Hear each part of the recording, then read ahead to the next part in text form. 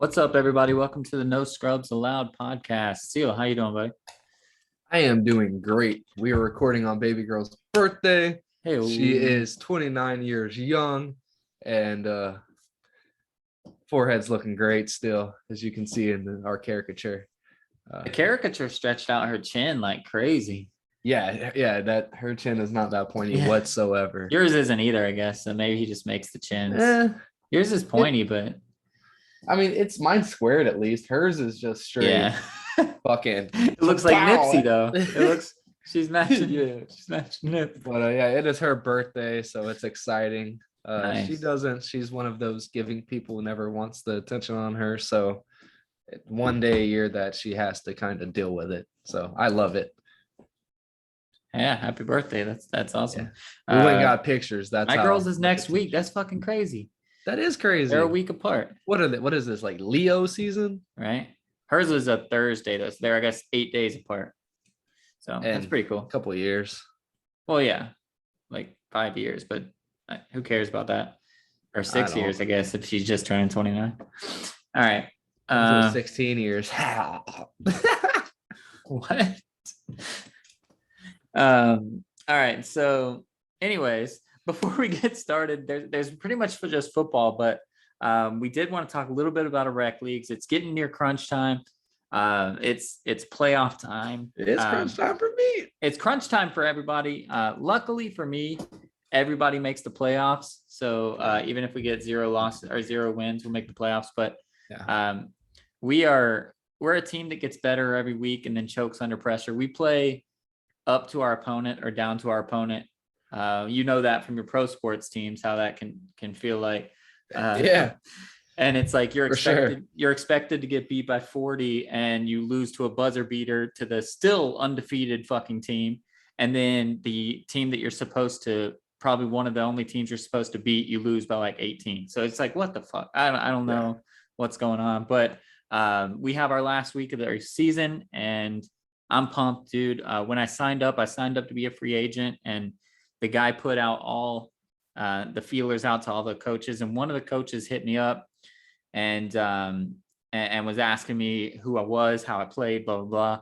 And he decided to give me a little bit of bulletin board material. I don't know if he meant to do it. Probably not. He was a real nice guy, but he had a few quotes that I had to remember. So I'm going to put it on my wall. I was going to put it on my wall before the thing started, but you guys wouldn't be able to read it. So I'll read a couple quotes to you. He said, "I'm sorry, but I don't think you'll fit in with what I'm looking for. And ... I'm looking for a standout player to help me win playoff championships." Well, I'm playing this man's team on Tuesday, and I've been thinking about that this entire week because we had a bye week, just how slighted I felt. And I mean, you guys know, I talked about it before I came to the podcast. I wasn't expecting to win. I wasn't expecting to be awesome. But that still hits your ego a little bit, hits your pride a little bit. I know what I can do. And so like, it just gives you that little bit of something else that when I see that man, I'm gonna see red on it and I'm ready to go. It's exciting. Yeah, absolutely, man. And unlike you, our team is nothing like playing down or up to our opponents. We just fuck ourselves every single week, man. I mean, we went on a 3-game losing streak and we ended up playing a team that had 1 loss, and they lost to the team that we beat, who would have went undefeated if we wouldn't have beaten them. They literally beat every other fucking team in the league, and we beat them by 1 point. And that was a game where I was like 0 for 6 again. And that was with Scott there, and we barely won 1 point. They missed the buzzer beater.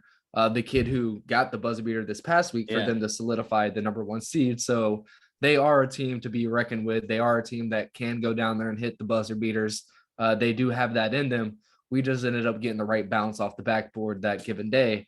And yeah, man, but we went into Sunday not knowing to myself that we had to win.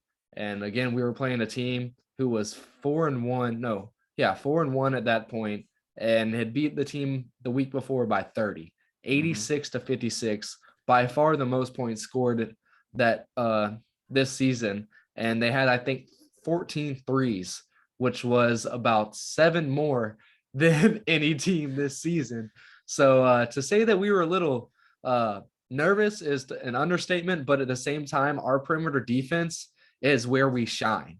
We do Yeah. not give open buckets on the perimeter. You have to beat us inside, and then you either get Scott or you get Allen, or they're both taken up and you get an easy layup. That's where the majority of their points came from. And at the end of the day, we were finally, fucking finally able to take the lead at the end of the game and keep it for once. Every fucking game this season, we have went into the last 10 minutes with the lead and left the last 3 with a loss. So finally, we're learning the team we have. We're learning the players we have, and we're finally learning to build off of it. We started, you watched the game. You could see in the last 4 minutes to 2.5 minutes, we kind of started giving it up a little Yeah, bit. you looked a little Well, bit like, is this gonna happen again? guess kind of what? thing. That's when the guy that we always talk about as suspect checked back in for Joe. And Joe said, fuck this at 2.5 minutes, check back in for him. And we kept the lead, hit our free throws enough to where we were able to come out with a win. And on Friday, we were let known that this kid might not show up for the game. And you said, man, that team camaraderie could use some help. No, we're doing good. We're not fighting with each other. We're all good. We're all in happy spirits. Even me and Allen, who got into it a little bit at the end after last game, calling each other out a little bit. We were there. We were helping each other out. He told me to keep shooting the ball, even though the week before he was telling me I was ass. I shouldn't be shooting the ball. And we were all there for each other. And we did the thing. But if you watch our games and you know the best 5 on the court doesn't have me on it, and it doesn't have him on it. And I'm fine being a guy that can go out there and give guys breathers and still have a chance to put up 10, 15 points, knowing I have a 3. If I can get 4 or 5 shots, I can shoot 3s, and I can also get to the hole, get to the foul line. Like, I can do some things as well. I'm just not as veteran as these guys are. And my knees aren't, they're getting there. My buddy Pat talked to me this weekend about he definitely can see the progress in my stiffness. He thought I was going to be a lot stiffer after seeing me whenever we first started playing pickup ball, whenever we were working together. So yeah, it's coming together, but I also know that I'm not near 100% where I want to be. But my mindset, the moves I try to do, the shots I try to take are still there. I still try my fader that I've always been money at, but it's short 99% of the time. I've shot it probably 6 times. I'm 0 for 6. Even in warm-ups, I've made like 3 or 4 of them, and they're all hitting off the front of the rim. So once I get my knees back, once I get my legs back, and I'm not all arms with it, I'll be there. But I'm still confident knowing with them 5 out there and me going out and giving them rest and us having somebody to rest, I'll be able to crash the boards, do what I've always been good at, getting the hand on the ball to tip it out, and trying more so to crash and get both hands up, get hand on ball. And my perimeter defense is money. And with the Sixers, if we can keep their 2 shooters from being able to shoot, we should easily beat these guys by 10-15 on Friday, which I now know we have to win to continue to go, and we will play on Sunday. Right. No, I just I need to get out and play pickup, and I hate pickup. I'm fucked. My nose hurts, my chest hurts. Well, I might not be able to shoot. It's rough. Mine's more just attitude, dude. After playing league, it's rough. I would say one of the least confrontational people in the world. I can get angry. I have stuff like that, but I don't confront people. I don't care. I let others go first. I do whatever. And that doesn't work for pickup. It just doesn't. You have to take next. You have to be an asshole. You have to be the craziest person gets next down. So no matter when you actually called it. Like if you want to cry and be a little baby, you're going to get it. And I've never been about that life, but the reason I say I need to go out and do it more is I just need game reps, because I can do everything now, but when I get, like, I'm starting to get better at my practices. I am nailing everything, but I'm nailing them at practice speed. And even though I practice at game speed, as soon as that whistle blows, it's different, man. I had like 8 turnovers, and literally all of them were from bobbled catches that I couldn't get together. And I was wide open for probably like 3 or 4 of them. So I was already thinking shoot. And then once I bobbled it, the defender was on me. I had to try to pass it, turn it over. So I just need to start getting at the game speed. So I need to go out and just play pickup, see people running. Even if I get on a shitty team that I know we're going to get beat like 21 zip, I don't care. Well, whatever, 11 zip, whatever it would be. Yeah. But just to get running and get understanding the speed, slow the game down in my head, because I haven't played since intramurals in UCF. So the game looks so much faster to me when I get in it. No offense to my girl, she's amazing. She practices with me. She has a good time. But she doesn't defend me at game speed. She doesn't come at me. She doesn't switch off of screens because we don't have a third or fourth person for her to do stuff like that. So I just got to find people and suck it up, suck up my pride, and just go try to get on some teams and run some games. I know some parks that play now, so I'm gonna try to get out and do it. Thing. Like, I wish if we lived near each other still, that it would be like amazing, because even whenever we're in warmups, my guy D, he knows that I'm a spot up shooter. He knows I can come from the baseline, run up, catch, pull off the release, running, jumping, all that shit. It's just I have no reps in the last 5 years doing that. So even the 5 or 6 that I get and we shoot, I might hit 2 or 3. When we're in game, it's completely different, because he runs straight at me. I might have a guy coming from this way, so I have to adjust and swipe, and I'm able to get 6 of those up in warm-ups, and we're not able to do that. And if we lived each other, we used to fucking go to the soccer field with the little goal post at Haggerty that you used to kick over. Like, we would just come up with shit behind Grace, and we would just do shit and come up with stuff to make each other better. And yeah, man, that's what it takes. So hopefully we meet people while we do these pickup games, and find somebody that's able to do that, because that's what it takes. Like, yeah, you have Courtney, I have Cooper, but at the end of the day, it's going to take a 6'1" person that can kind of jump and contest you to give you those kind of filling reps. Because if you try doing that same shot motion and the same speed in the game, it's probably going to get sent, or you're going to get ripped. Or I'm right there with you, man. And it's difficult, but at the end of the day, we're still putting that effort in. And a lot of these guys in our leagues, they show up on Sundays. They go and play pickup maybe once or twice a week, but they're not out there doing these. The other day on Friday, me and Cooper went to the courts, and I put up about 150 shots. I shot 10 threes, about 20 free throws, everything else within 7 feet. That's what I do. Off 1 foot left hand, off 1 foot right hand. I finish on a 3, and that's pretty much it. Everything else has been, because I'm doing form shooting right now, still just trying to make sure. But I would say no, like this is not. I'm trying to get rid of the flick, my left hand flick. This is not me patting myself on the back. This is not me, because I'm going to start it off with a derogatory talk. The first 3 weeks of the season, I think I've played 6 games now. The first 3 weeks of the season, I can confidently say I was the worst person in the league. I watched every team play. I know that I was the worst person in the league. And right now I would say that I'm probably middle of the pack in the whole league, but I've easily had the most improvement. I have jumped people because, like you said, they show up one day and they're just trying to play. They're doing whatever. I have seen my improvement come, and I know that I have more to go. So as I continue to get my wheels spinning, if these people stand still, I'm going to be blowing past them, and I'm ready for it. Say, even last week without Scott, there was only 5 of us. I only put up 4 points. I didn't make any of my jumpers. I made 1 fucking layup, 2 free throws. But if I would have went 3 for 5, 2 of my threes and 1 of my middies, that would have been 8 more points. I would have had 12 points, 4 boards, 4 steals, 1 assist. And that's a great fucking stat line at the end of the day. And that's something that I can do in this league. So to do that without the jumpers and everything like that hitting, I still can look at my stat. Like, I was proud of it when I sent it to you. I was like, bro, check this shit out. Yeah. Like, I mean, we lost. At the end of the day, we lost by 3 or 4. And I didn't hit my jump shots, which pretty much was the difference in that game. When I was shooting them, if I would have made them, we would have been going up by like 10, 12 at that point in time. And even late in the game, when I missed another 3, that would have put us up by 7 or 8 near the end of the game, and been the second dagger after they started coming back with 2.5 minutes left. But even with that, in my league, that stat line with 12, 13 points is up there with some of the better people in the league, definitely top 10. Yeah. And there's 50 something people in the league. So that's something to be proud of.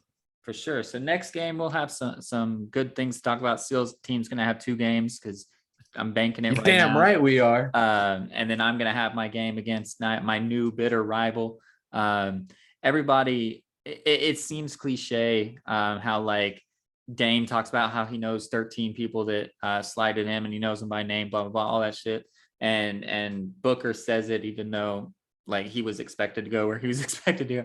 Like, Oh, I can't wait. If we win on Sunday, we start a series with the fucking Trailblazers, yeah, who I was ass against, who we beat by 1 point, who tried to fight me because I was so ass and I told them to hold that L while they were talking their shit. yeah. So I'm And ready to show them that I can actually fucking play basketball. and so when you have something like that, it certainly does motivate you.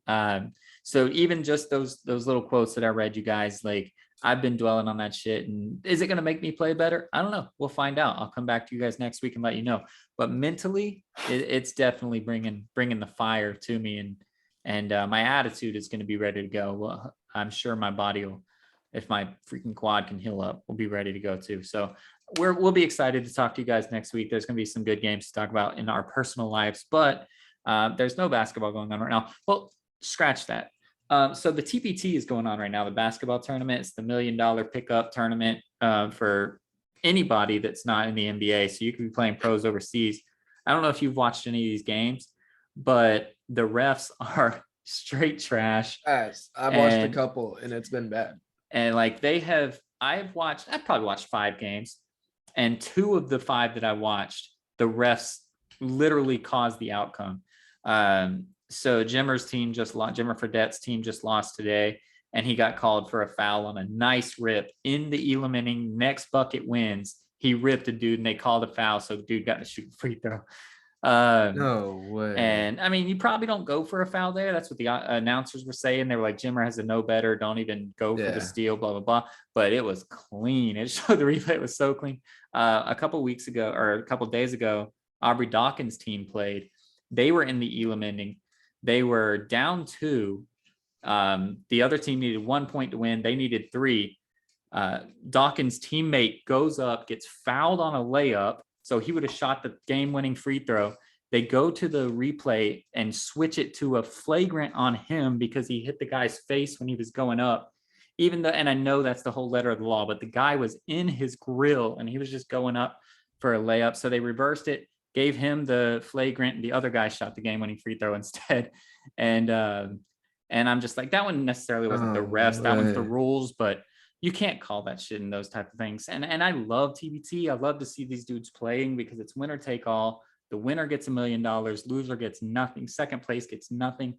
These dudes just want to win. They're not NBA players. They're not on contracts. They're not on anything. It's really fun basketball. Shit. But to see the Kansas State team was trying to get Michael Beasley in that bid. That shit was so funny. But to see these teams still get screwed over by the refs, it's really frustrating. But I love the Elam ending. I love how it works. I love all that. I think I've talked about that before. Such an old podcast. Last year we were on it. But the TBT is so much fun. It's so fun to watch. And now it's in like the quarterfinal rounds. So now it's all the good teams. All the scrub teams have been eliminated. And now it's the good team. Keith Clanton's team is still in it. Ballin, he is straight. I don't know if they have an MVP of the TBT, but he's up there if his team's winning. He is killing it.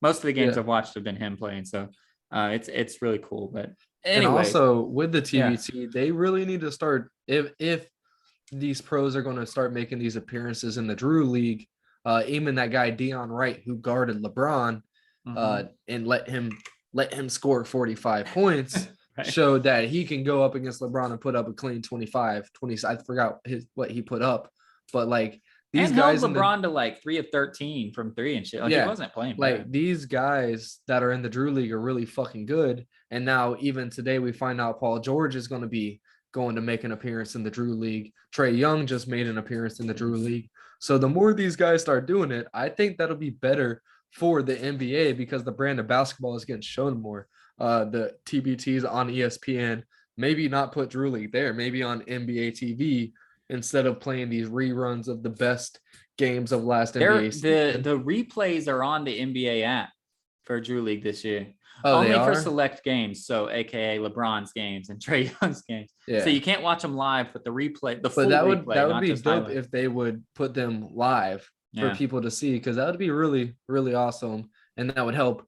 Like we still have 2 months until basketball starts, And now we're firing up. As you can see, if you're on YouTube, we're both wearing football gear. We don't talk about what we're going to wear beforehand. We just turn on our cameras and we're like, hey, nice outfit, bud. So it's the beginning of football. And yet here we are talking about basketball. Still, it might not be the NBA, but once NBA gets here, we're both going to be like, oh, okay, the real basketball is finally fucking here, which makes us even more hungry. It's like feeding us kibbles and bits until we finally get to the fucking filet mignon. Yeah, we're eating, but we're eating shit.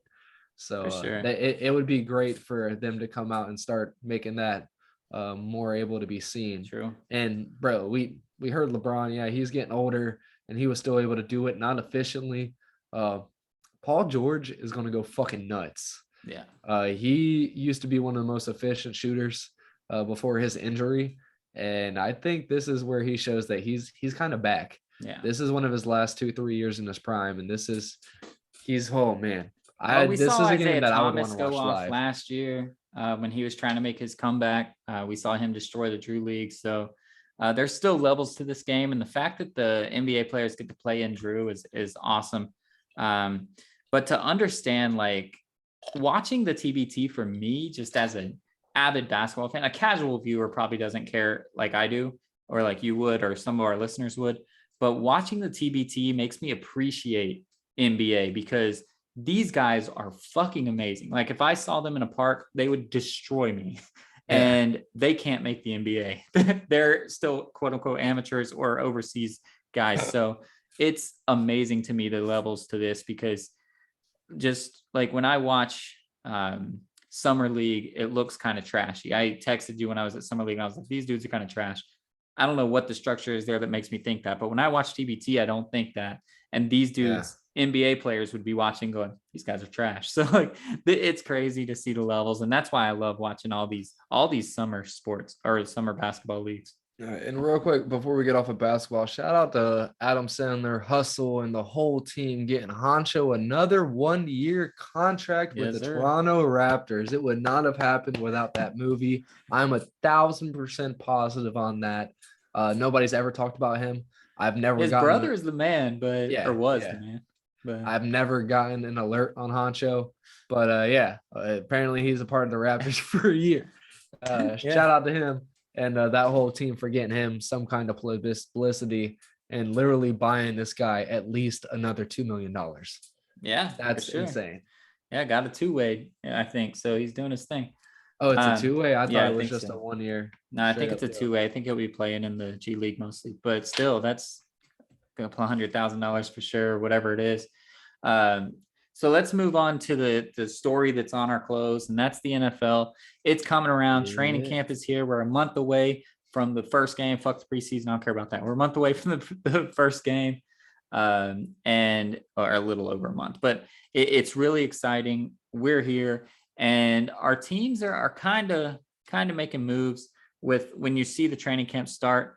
I don't think we've talked about it yet. So before we get to Julio, because obviously he's the big story, we also signed the Buccaneers, signed Kyle Rudolph. We were wondering how Gronk leaving was going to affect the 2 tight end set, because obviously we lost OJ Howard. So we just had Cameron Brayton, this kid we drafted who you don't want to rely on. And we were like, shit, is Tom going to have to not do a 2 tight end set? What are we going to do? And we ended up getting Kyle Rudolph on the cheap. And the man's not Gronk. He's not great. He's not going to be, but he can run that set and keep us in a system that makes Tom happy. We drafted a run blocking, zone blocking running back. So I'm excited about the 2 tight end set. But now that we've signed Julio, I'll package these 2 things together. That gives us 4 solid wide receivers, 5 if you count Russell Gage, which he's definitely the 5th guy, or 4, sorry. Just that are starters. You can't play a 2 tight end set with 4 wide receivers. So first of all, I guess both parts, what is Kyle Rudolph going to do to keep Tom more comfortable? And then how are we going to play Godwin, Gage, Evans, and Julio along with these sets that he's trying to do? Well, the way that NFL is working a lot nowadays, and the way Tampa's been set up last year, which didn't end up helping them out a lot there in the playoffs, they like to play these 4 wide receiver tights sets, and where they have and a tight end on the weak side, and they don't have, then that's where they're all the announcers, is Leonard Fournette on? He's not even on the, yeah, they have all fucking It's wide five wide receivers, and tight receivers, ends. but it's a tight Yeah. end. So yeah. So that'll help a lot more with Julio out there to kind of give him more of a check down. So, and that automatically tells you they still have to cover the middle. They wouldn't have to without Julio, because Kyle Rudolph, he's going to get 7 yards by the time there's 5 seconds on the clock, and the ball's already going to been gone. So like, yeah, he's going to be more of a check down. But now that you add Julio in with their forward bunch set at wide receiver, they still have to look at the middle of the field, which is definitely going to open up a lot for Gage and Godwin when he gets healthy, and it's still going to free up Evans on the outside. So when you look at their scheme that they were doing a lot last year, that's kind of a no-brainer to kind of help keep the middle of the field occupied and have to be warranted for with Julio hanging around. And that's kind of where he made his money in Tennessee with his 15 catches. I feel like they were all within in the dashes. So that's still I think that would be probably the main reason that you guys signed him. And that's if this guy has 15 catches for 300 yards and they're all in the middle going 15, 20 yards down the field, that's exactly what you guys signed him for. And Rudolph still is going to be able to feed off of them 5-6 yard check down passes. Right. And that's just going to keep that. That's what you guys have been just stay on the field, keep tracking. You got Tom Brady. He's going to slice them apart. And then you're going to open it up for Lenny, who you guys signed for another year. Who you guys know, once them linebackers back up, if you get that kid a fucking downhill, he's going to bust a 7-8 yard run all day long. And Rudolph's a fucking legend. And that fucking like stupid tight end 5 yard read, I either hook or I go out. Well, I think that automatic. I think that the two of them, and the reason I bunched them together, I think they are both going to be the Gronkowski relief, because Gronk used to be the greatest tight end of all time. I get it. But last year, that's not the role he played for our team. He played, it's red zone. We need a big man that can bump up to a safety if they decide to put it on you and give me a safety valve. Or it's 3rd down and 6, and we need 7 yards. We need that person. So Rudolph, as you said, is going to be able to do that. Julio will be able to do that as well, because they're going to have the second cornerback on him, and they're going to have the safety shading toward Mike Evans.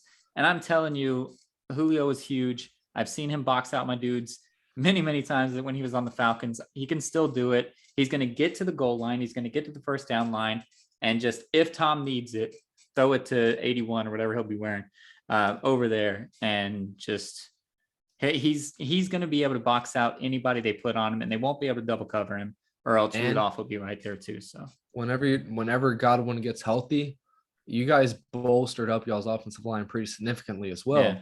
And whenever Godwin's healthy, Godwin, Evans on the outside, and you have Gage and fucking Julio, there's literally no way in 3 seconds somebody's not going to be open. Yep. And if they're not, Tom Brady's going to know, hey, Julio Jones is 7 yards away. Yeah. Throw it up here.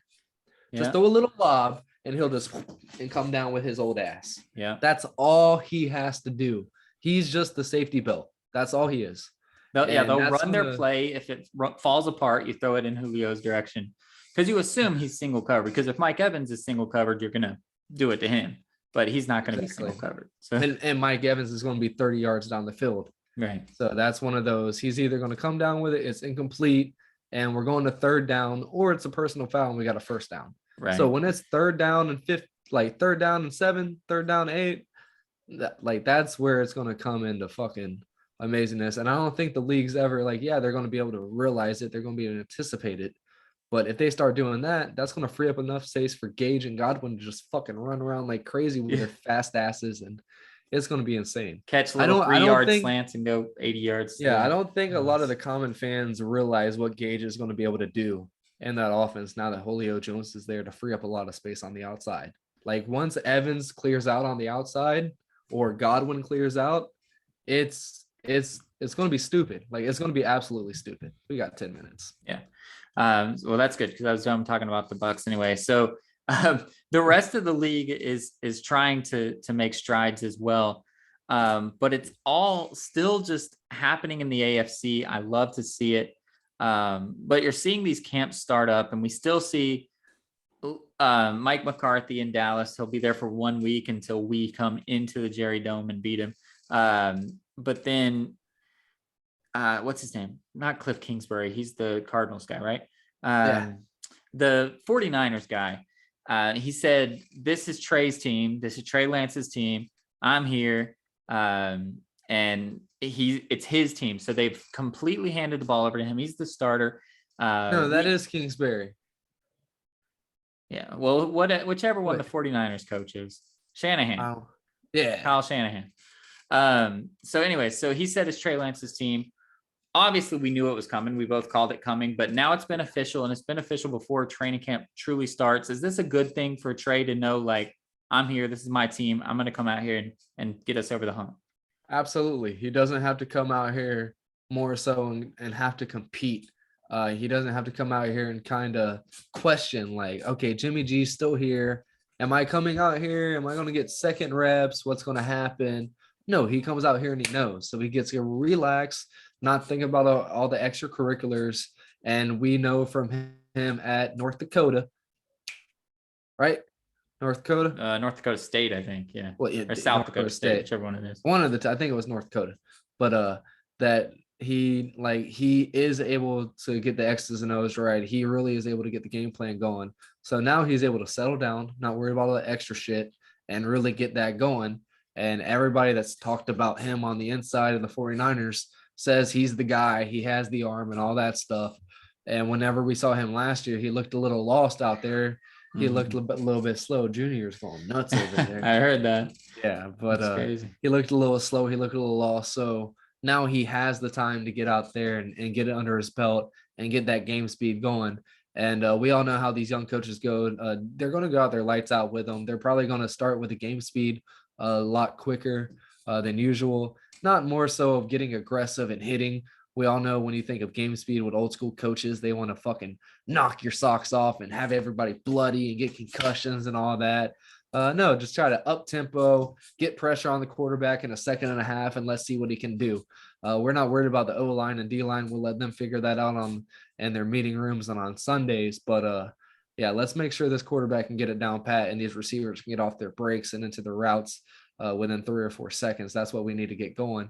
I don't give a shit who can out pressure who, out manage who. That's what you do on your one-on-ones.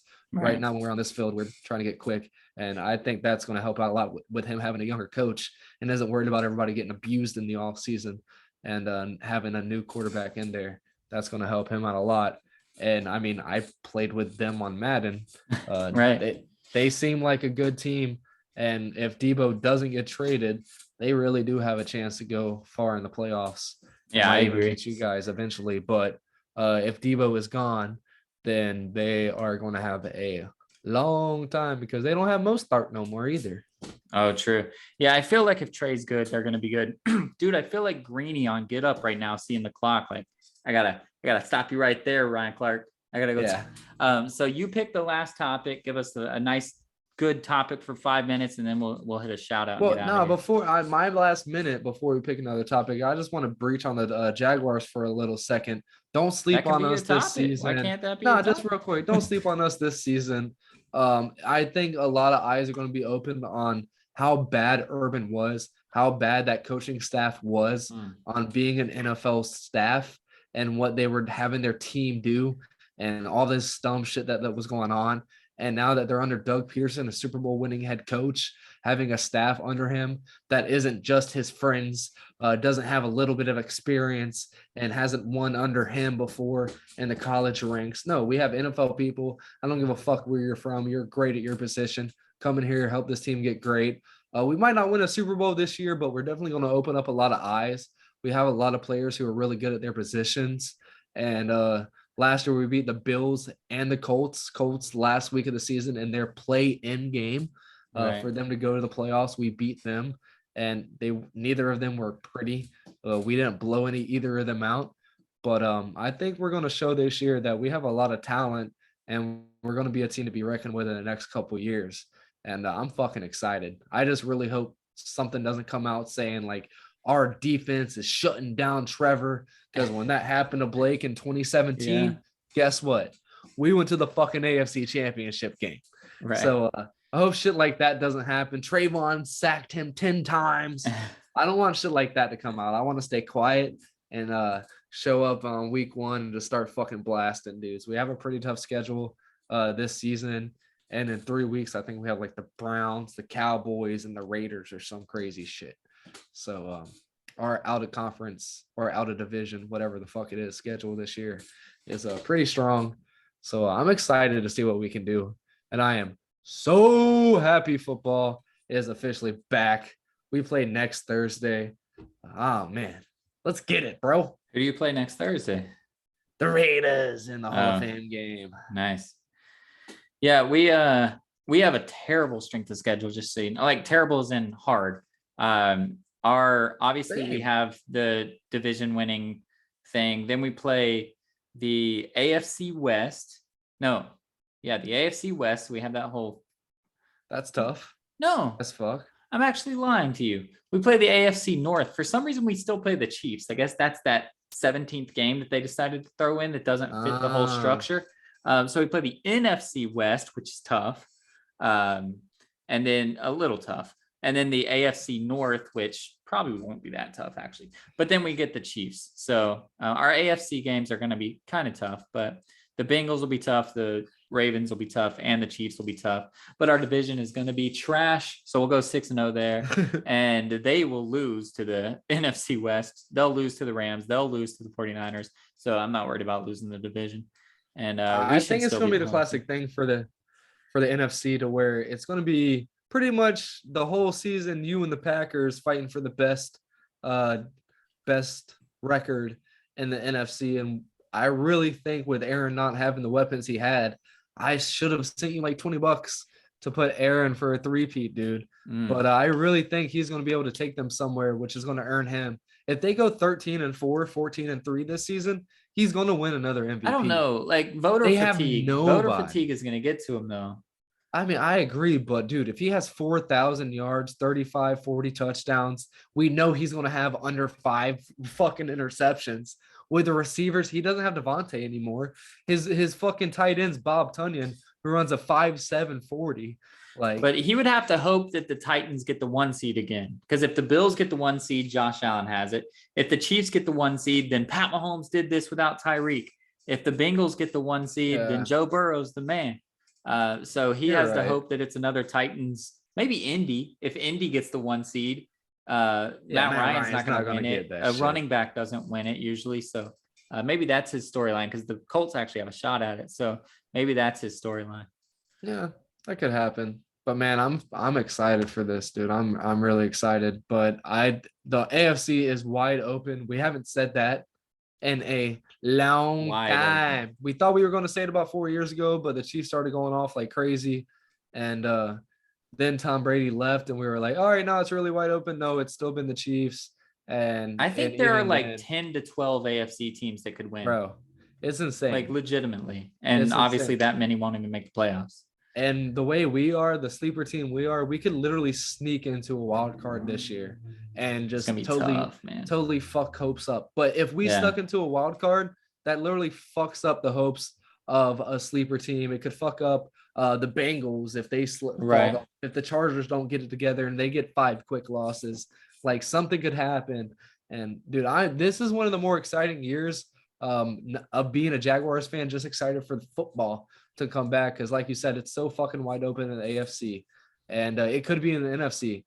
The Rams fucking won last year. Yeah, let's go. Well, we're gonna get out of here to make sure we never miss our tagline, but I want to shout out on the way out Gus Malzahn, the head coach of the UCF Knights. This man is rolling. This man is putting on recruiting things. He's had 4 recruiting events already this year. Heupel would only do 1 a year, and we just signed the number 1 kicker in the entire class. Yeah, it's a kicker, but if you went to UCF, you understand why signing the number 1 kicker is huge, because I legitimately went and practiced behind a high